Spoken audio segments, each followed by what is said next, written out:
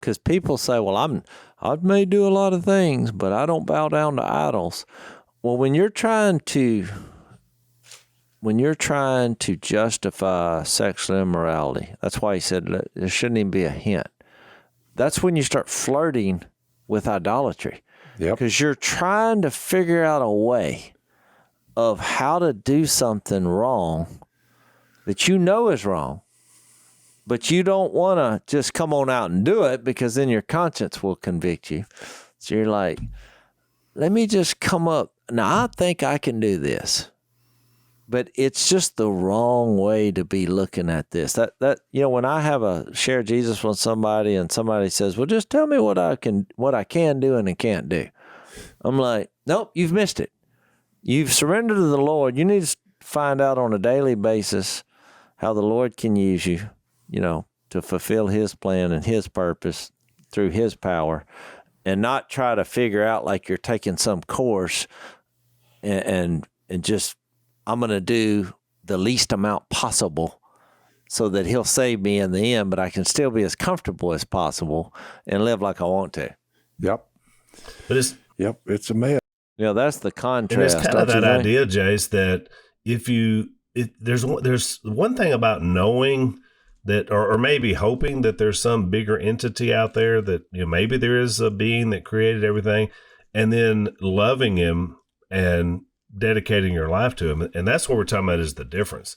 I mean, if I not only believe that God is who he is, but I love him, I'm like, whatever you have for me to do to serve you, that's what I'm going to do. And realize that that's not set up in a place somewhere. That's, that's anywhere, that's everywhere, that's 24/7. Mm-hmm. I mean, that changes you. I mean, that changes the way you look at life, the way you function, the way you look at relationships. It keeps you from focusing on yourself, which you're always going to fall short when you do that. So I think you're right. I mean, I think that's why it's such a, so easy for people to fall into this trap. Well, that's why I like you bringing up Acts 17 and 18, because that kind of gives you the background for the whole letter to the Corinthians. And you see that he was preaching, because we were on the same page with that, exactly what the problem was. I mean, they were just trying to come up with images, and it's similar to what's addressed in Romans 1 when he's like, you're worshiping and serving created things rather than the Creator. I mean, what a bumper sticker definition of idolatry. You're creating things instead of ultimately finding the Creator. Yeah, and I think people that really don't submit, they have that need to be able to do that, which is why you mentioned Romans. I mean, it's the same. He was going through the same thing with them. Romans 14, he had a similar chapter to what we're dealing with here in 1 Corinthians 8.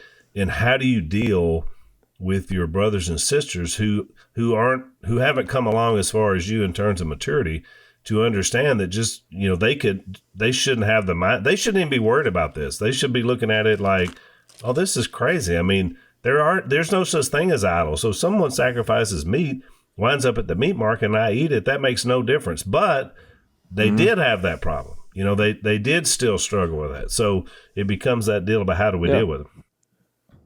Well, that's the thing. When you change God, and that's called idolatry. It's because you don't want to change based on who the Creator is. God doesn't change. Yep. That verse, Hebrews 13:8, Jesus Christ is the same yesterday, today, and forever. Well, that verse just sent me on about a 10-year journey to figure out what in the world does that mean? But I realized that once you acknowledge that in the eternal nature of who God is and that all his qualities are pure and are unchangeable, that Hebrews 6 where it's impossible for his nature to change, which also includes that he cannot lie. Just think about it. When that Hebrews 6 says it's impossible for God to lie, if you were going to take knowledge and information, you need to be getting it from a being that it's impossible for him to lie. That's the problem I have with trusting science, because science came from scientists, or any kind of information. I'm like, all people make mistakes. So if I go all in on whatever information, I can look at it, I can view it. But if you go all in on that and humans came up with it, there is a chance that they're wrong.